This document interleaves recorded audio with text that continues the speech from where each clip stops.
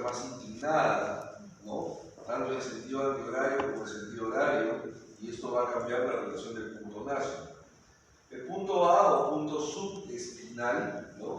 Es el punto más profundo del contorno maxilar, entre la espina nasal anterior y el alveolo. Todo hueso en la parte anterior del maxilar es delgado y laminado, está sujeto a cambiar la posición del cielo. ¿Se acuerdan cómo se llamaba el punto? Esto no lo hemos visto.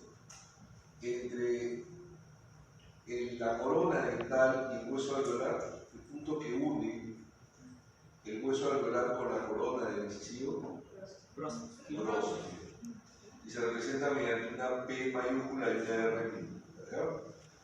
Y el punto B, que es el punto más profundo de la curvatura de la síntesis metoniana, y así como el punto A, este punto va a tener cambios horizontales y verticales y está sujeto a la posición de los incisivos. En realidad, el punto B es el punto más sensible al cambio de la posición dental, más que el punto A. ¿Ya? Entonces, el ANB y su relación a la displasia mandibular nos decía pues, que ángulos que tenían un valor de 2 grados nos daban una oclusión normal, ¿no? Y cuando estaban aumentados o estaban disminuidos, nos llevaban a una relación de clase 2 o clase 3 o tendencia a clase 2 o clase 3. ¿Sí? Sin embargo, esto fue lo que observó el doctor Jacobson. Observen ustedes, a la derecha tenemos un paciente que tiene 2 grados de ANB. En teoría, debería ser un paciente con características normales. ¿Sí? Pero el rostro tiene una concavidad en el sector anterior, o sea, tiene un tercio superior cóncavo. Y si ustedes observan las dos imágenes, tanto en A como en B, ustedes tienen una relación de ANB de 7. Entonces nosotros podemos decir que ambas son clases 2 esqueléticas. Sin embargo, si observan ustedes la imagen de A y la evalúan contra la imagen de B, van a ver que esto no guarda una lógica, no tiene sentido. ¿Sí? B no parece clase 2. A sí, efectivamente, clase 2. Yo podría pensar ahí en una reducción mandibular, ¿verdad? Pero B no guarda una relación de clase 2. ¿Sí? Más bien al contrario, se ve apariencia de boca llena, ¿verdad? Los labios están protruidos. Entonces, él observó esta relación y en base a eso decidió estudiar, decidió ver qué era lo que estaba pasando, por qué el ANB no era una referencia fiable, ¿no? ¿Por qué no era confiable el ANB? Y se dio cuenta, en primer lugar, que el primer cambio que debían registrar eran las variaciones en la longitud de la base craneal anterior. Cuando yo tengo bases craneales anteriores que están alteradas, lo primero que nosotros hacemos, en realidad, lo primero que debemos hacer es medir la longitud de la base craneal anterior. Si la base craneal anterior está alterada, ya sabemos que casi todas nuestras medidas van a estar alteradas. Hay que tomar con pinzas los resultados de cada uno de los encefalogramas, ¿verdad? Entonces, si ustedes se dan cuenta, cuando tengo bases craneales que están aumentadas, miren por ejemplo aquí, se dan cuenta, esto debería ser la medida original, y aquí se ve que el punto nacio está por delante. Cuando el punto nacio te va por delante, todos los valores van a ser negativos. ¿Sí? Entonces voy a entender erróneamente a que este valor es de clase 3. ¿Sí? Y cuando la base craneal es corta, todos los valores me salen aumentados. Entonces yo podría pensar erróneamente que estoy en una clase 2. Observen ustedes que la inclinación, la dirección de la base craneal es la misma en las tres figuras. En una se ha elongado y en la otra se ha acortado la longitud de la base del cráneo. Y tengo 3 resultados distintos de ANB. ¿Sí? El otro factor que hay que tener en cuenta es la rotación de los maxilares. Si el maxilar rota en sentido antihorario o el maxilar rota en sentido horario, también voy a tener un cambio cambio en la relación espacial y yo podría tener erróneamente la idea de que aquí estoy en una clase 3 y podría tener erróneamente la idea de que aquí estoy en una clase 2. ¿Sí? ¿Cuál es el punto central de esto? ¿No? Que yo cuando estoy pensando en la relación esquelética, ¿para qué para mí es relevante la relación esquelética? Porque para mí va a ser la orientación del tratamiento.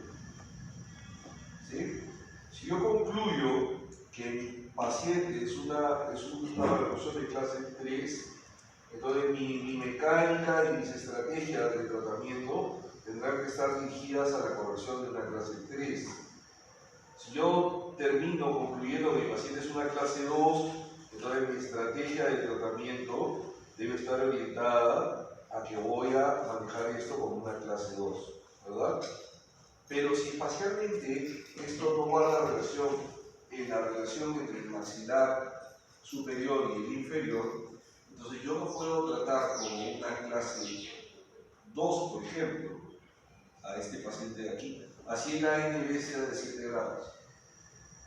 O yo tendría que poner aquí el ácido de clase 2, pero miren las morales, están escuchadas en clase 1. ¿Sí? Entonces, el ANB determina la relación esquelética, ¿sí? Pero tanto WITS como USP me van a determinar la relación maxilomandibular, ¿sí? Entonces, ANB me representa la relación esquelética, WITS, USP me representan la relación maxilomandibular. ¿Y para qué interesa esto? Porque normalmente yo voy a tratar al paciente en función a la relación maxilomandibular y no a la relación esquelética. Salvo que vaya a hacer algún tratamiento quirúrgico, ¿no? O tenga la posibilidad de hacer algún tratamiento ortopédico que pueda llegar a corregir esa relación. ¿Sí? Pero normalmente si voy a hacer un tratamiento quirúrgico, sí, ahí ya voy a tener la posibilidad de hacer un cambio radical de toda la relación. Entonces, el tema con WITS es un tema así tan difícil, tan complicado, como que al plano cruzal le trazo una perpendicular de A, y este punto A, cuando lo traslado al plano cruzal, pasa a ser AO, o sea, AO cruzal, y trazo una perpendicular de B al plano cruzal, y a esto le llamo BO, que es BO cruzal. ¿Y qué voy a hacer? Voy a medir la distancia entre BO y AO.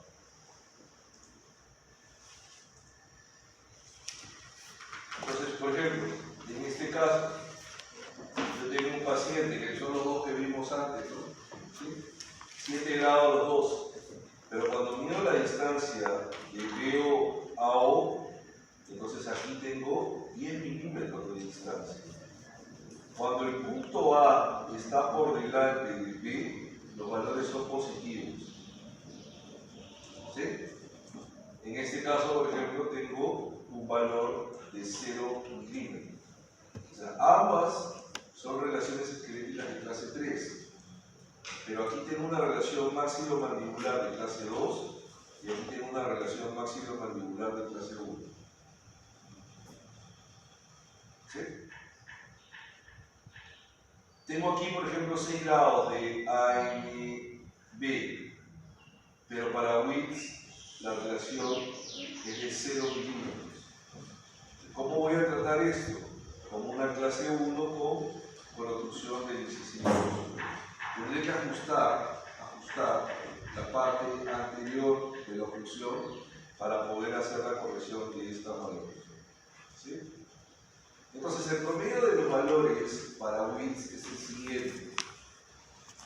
En varones, el valor normal es de 1 milímetro positivo, significa que el punto A está por delante del punto B 1 milímetro. Y en mujeres es de 0. Pero para nosotros, para simplificarnos la vida, asumimos que el valor debe ser de 0 o cercano a 0. ¿Ya? 0 o cercano a 0 para los dos.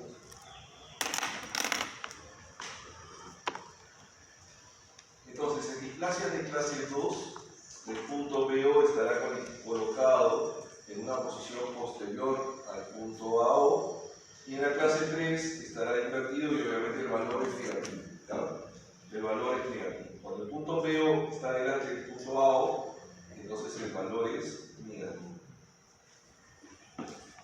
Nada más, así de yuca es este tema. Entonces veamos ahora en nuestro ejemplo, y esta es la pacientita que nosotros hemos estado tratando.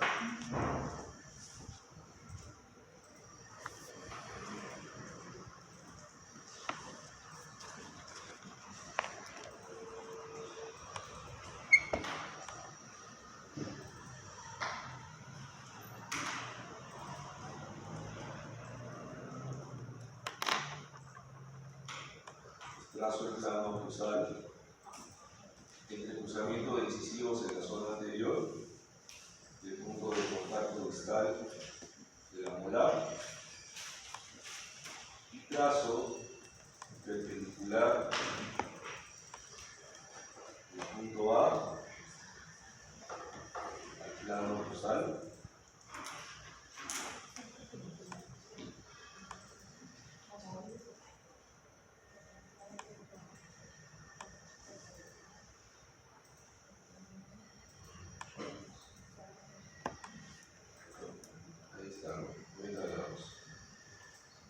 Y perpendicular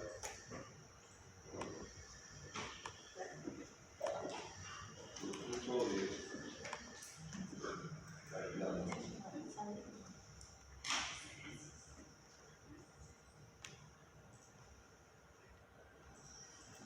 En este caso el punto A está más o menos medio milímetro por delante, ¿no?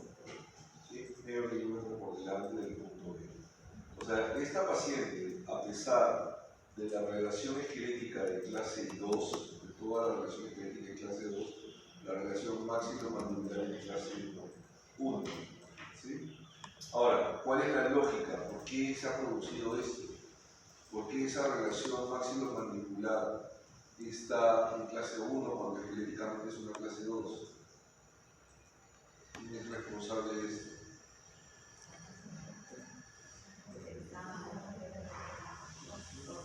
¿Quién es responsable de esto?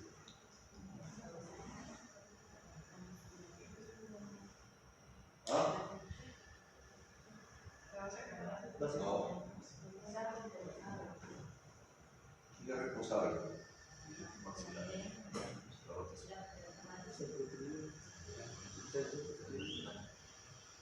¿Quién es responsable? ¿Por qué si esqueléticamente es clase 2?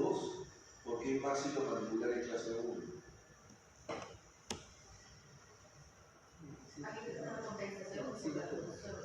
Una compensación por la ¿de quién? ¿Ah? Del plano cruzal. Entonces tengo un plano cruzal que está totalmente rotado en sentido horario. Esto no es real, pues. ¿Sí? Esto no es real, esto está mal. O sea, si yo dejo a mi paciente con ese plano cruzal así empinado, ¿quién paga pato acá? ¿Quién sufre? La articulación temporomandibular. ¿Sí? O sea, un plano cruzal así de empinado que hace sobrecarga la articulación temporomandibular. Entonces, eso fue lo que se dio cuenta el doctor Augusto Sato.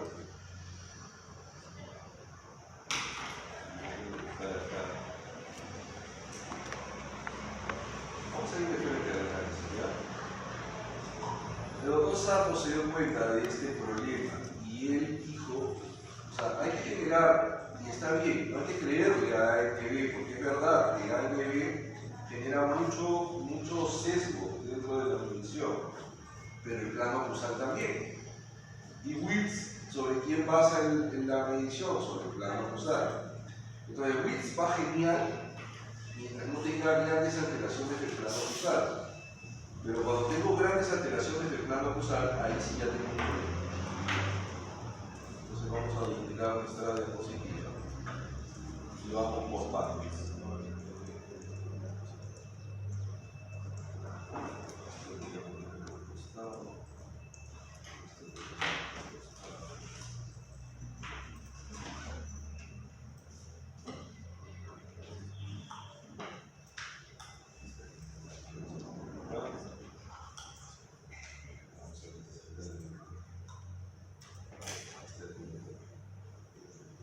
Muy bien. Entonces, el primer problema que encontró el doctor Sato, a quien le tengo un cariño enorme, Augusto Sato, peruano, ¿no? Peruano, ¿sí? De la Universidad Científica del Sur. Tuvimos la suerte de tenerlo de profesor acá en la universidad. ¿Sí? Fue mi profesor cuando yo hice la residencia. Y para mí siempre es un personaje, para mí lo más importante es en la ortodoncia peruana. ¿Sí? Tenemos un aprecio enorme y un cariño muy grande. Entonces, lo primero que él estableció es que encontrar el punto de espina nasal anterior era siempre complicado. Porque normalmente, ¿qué hacemos para encontrar el punto de espina nasal anterior? Usamos un artificio. Y es que sobre la parte más anterior, ¿dónde delimitamos el punto de espina nasal anterior? La de la nariz. Sobre la curvatura del ala de la nariz. ¿No es cierto? O sea, en realidad no hay un límite anterior. ¿No es cierto? O sea, no hay un límite anterior, porque tú ves que la espina nasal anterior es como un zapato de árabe, ¿no? Así medio curvo, ¿no?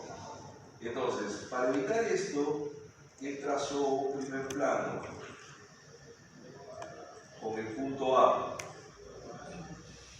Él trazó el plano NA. Y aquí, en este primer punto, donde contacta el maxilar superior,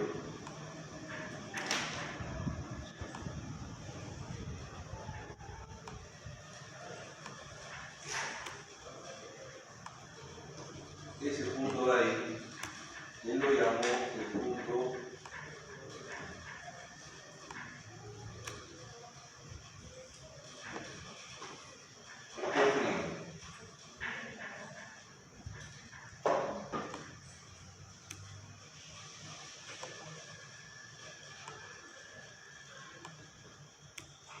A este punto lo llamó el punto P'. ¿Sí? Entonces, ¿cuál es la idea? Y ya no me tengo que pelear con la espina nasal anterior. La espina nasal posterior sí es mucho más fácil de encontrar. Entonces, ¿qué cosa vamos a hacer? Vamos a trazar el plano palatino. Pero el plano palatino ya no va a ser de espina nasal anterior a espina nasal posterior, sino va a ser de P' a la espina nasal posterior.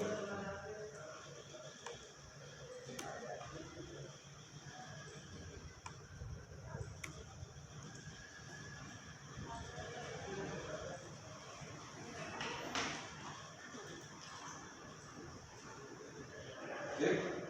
Entonces, ese es nuestro plano palatino. Ya olvídense de la espina nasal anterior, es P'. ¿Estamos? El segundo plano que se va a utilizar acá es el plano mandibular. Y ese plano mandibular que usamos con Twin, que es gonio mentoniano.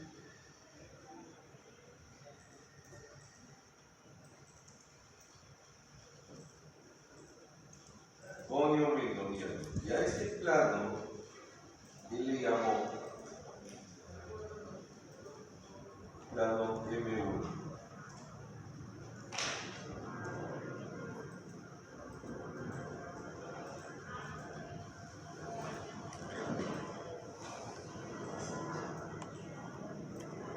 ¿Sí? M1. Luego lo traslada a través de una paralela.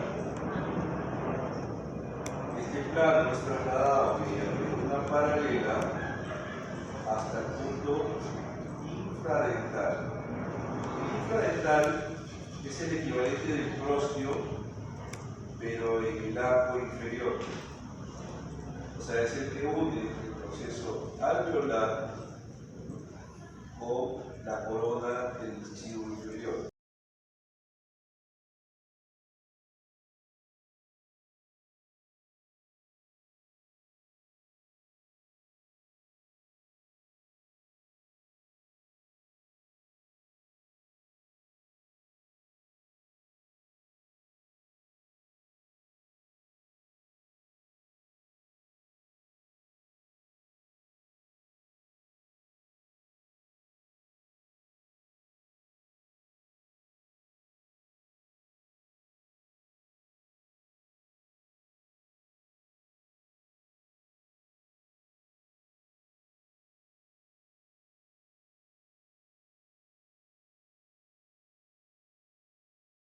Triángulo en dos partes iguales. ¿Sí? Les trazamos una bisectriz. Vamos a ponerle aquí porque esto es lo más lo estudio para de recuerdo.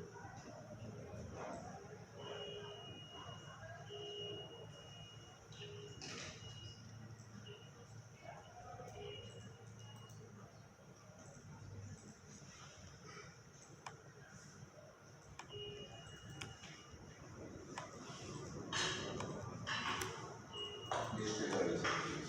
¿Ya? Y para la bisectriz, ¿qué voy a hacer? Ahora sí traslado el punto B, igualito como lo trasladó el doctor Jacobson, trasladó esto mediante una perpendicular a la bisectriz. Vamos a encontrar que sean dos encargados.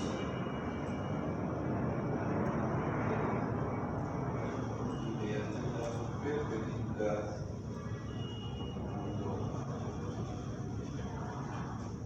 y ahora sí cambió la cosa.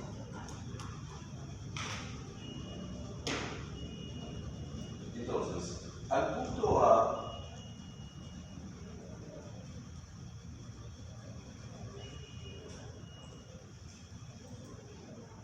este es mi punto A,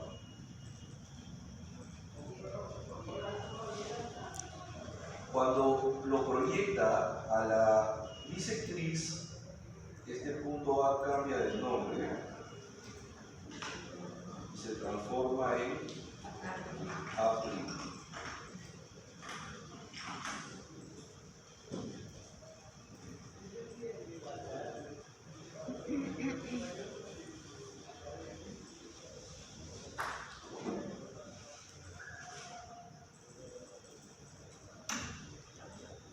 Y al punto B, donde se traslada a la bisectriz,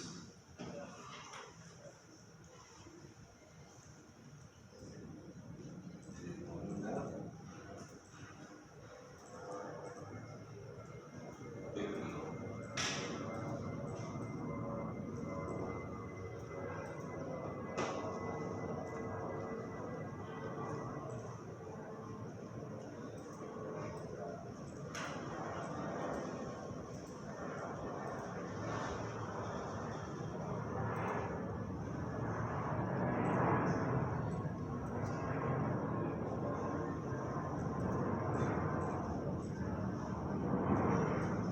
En este caso, se dan cuenta, ahora que salió como 2 milímetros aproximadamente positivos, ¿no? Y el otro estaba 0,5, ¿no? Pero ahora sí tengo 2. Y además tengo otro nivel de información. Entonces tengo 2 milímetros positivos, más 2. ¿Sí? Voy a ponerlo a un costado.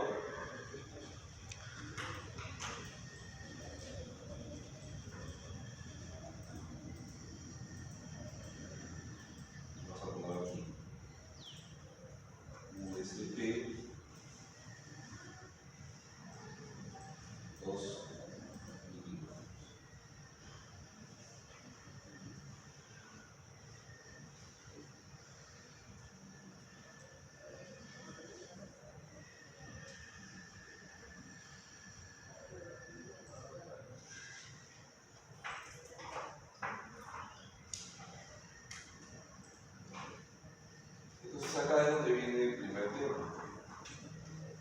¿Cuánto era el valor normal de width?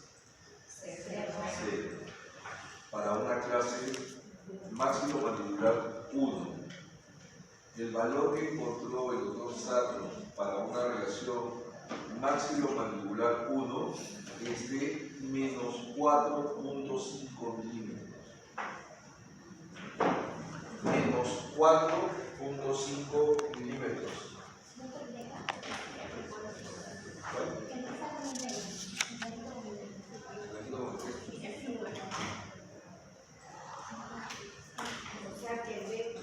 ¿Esto lo puedo explicar un ratito?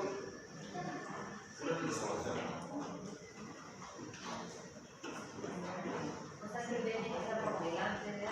Así es. Entonces, lo normal es que el B tenga que estar por delante de A. Y el valor debería ser de menos 4.5 milímetros. ¿Sí?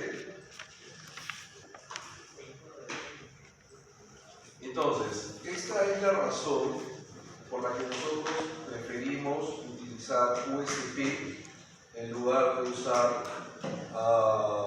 WINS. Porque el plano oclusal también nos miente. Si ustedes se dan cuenta acá, nosotros no tomamos el plano oclusal.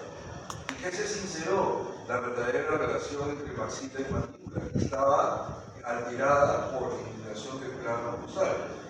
Esto, doctores, para el valor de USP es una clase 2 severa, mientras que para WITS era una clase 1 máximo mandíbula. Ahorita les voy a dar la tabla para que la puedan tener también. Se la voy a compartir.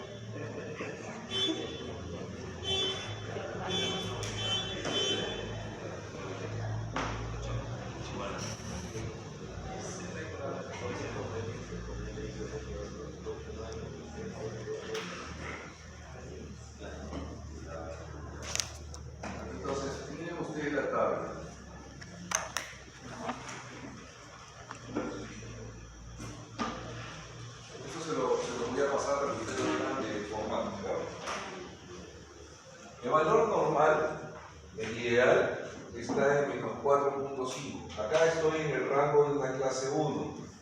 La variación es de más menos 1.5. Entonces, yo estoy entre 4.5, podría irme hasta 6, ¿no es cierto? Hasta menos 6. Y aquí estoy entrando a una clase 3 leve. Cuando estoy más allá de menos 6.5 entro a una clase 3 moderada.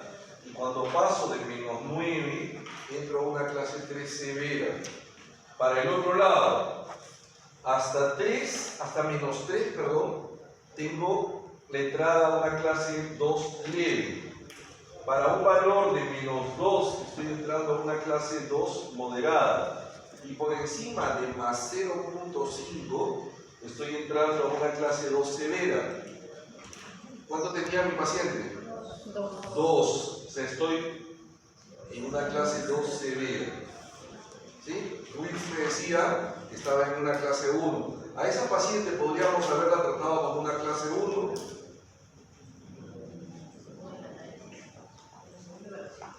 No, o sea, sobre el análisis, olvídate el análisis. La cara. No. ¿Verdad? Deficiencia mandibular, exceso maxilar, rotación del plano oclusal. Yo no puedo tratar a esa paciente con una clase. ¿Sí? Entonces, esa es la razón por la que nosotros, aquí, acá, en esta escuela, preferimos USP a WITS. Pero si ustedes van a ver internacionalmente, o sea, USP no lo conocen y van a encontrar ustedes la referencia en WITS. No es más fácil, simplemente la máquina desprende 2 líneas más de zonas perpendiculares y se acabó, ¿cierto? No son nada de diferente. Entonces, el trabajo cuál va a ser, y eso lo vamos a hacer ahora mismo, porque ya es un tema en extremo sencillo, es que van a hacer el análisis de WITS y USP a esas 5 formatos. Eso lo vamos a hacer ahorita, porque tengo los resultados ahorita. La mañana es súper joven. Y me van a decir, o sea, en una tablita de Excel, ¿no es cierto? Van a poner ¿cuánto salió ANB de cada uno de los 5 pacientes? O sea, paciente 1, ANB 6, paciente 2, ANB 5, paciente 3. Ya, ¿cuánto salió WITS y cuánto salió USP? ¿Sí? Para ver quién mintió.